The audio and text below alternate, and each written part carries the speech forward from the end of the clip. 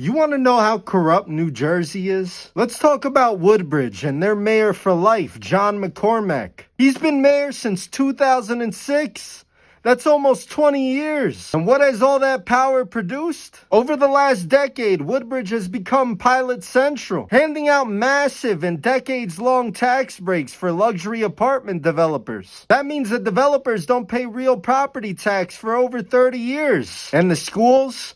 They get nothing. Woodbridge residents get stuck with crappy infrastructure, crowded roads, and taxes that just keep rising. And when you follow the money, the same developers behind those luxury apartment buildings have poured money into Democratic campaigns across New Jersey. They fund the machine, and the machine rewards them with pilot agreements. A volunteer firefighter by the name of Ken Gardner confronted the mayor about these 30-year pilot agreements. He was worried about the impact of traffic and the quality of life. And the mayor responded with a sentence that should send chills down everybody's spine, because this is what unchecked leadership does. Listen. I said, how can I help you when you came out against my project? You spoke against the project. What do you mean help me? Help you? I've got your turnpike job. You're trying to get me to get a promotion, and you come out against my project. Don't even talk to me anymore. I'm done with you. I'm done with you. Listen, you're in my firehouse. If you want to leave, leave. I'm not leaving. Okay? Well, I'm not leaving. This is my firehouse. It is my firehouse. I'm a member here. You don't own it. You're not. I'm the mayor. Everything's mine. Oh, the firehouse belongs to you too? Mine. What he said was the definition of the machine. He basically said, help me, and you get helped.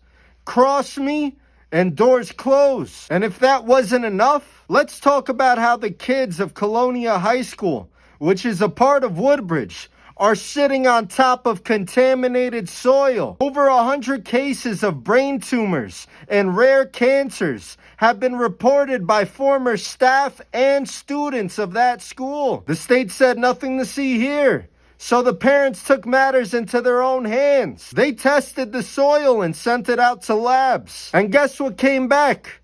PCBs. Historic pesticides, toxic crap buried in the soil around the school. You know what that means? The state missed it.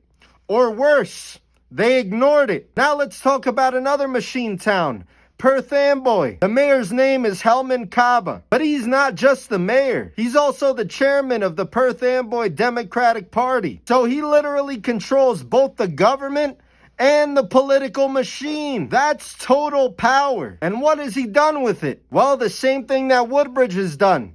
They handed out 35-year tax exemptions to these luxury developers, including one that's building a $200 million luxury waterfront project. That's an entire generation where this massive project doesn't pay regular taxes. And who makes up the difference?